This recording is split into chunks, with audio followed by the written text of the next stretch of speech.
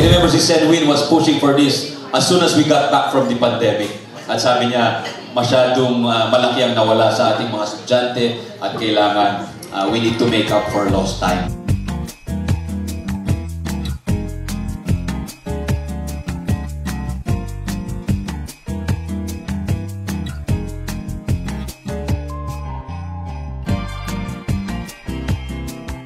Today marks a transformative milestone for our education sector, a day that reaffirms our commitment to every Filipino learner's future.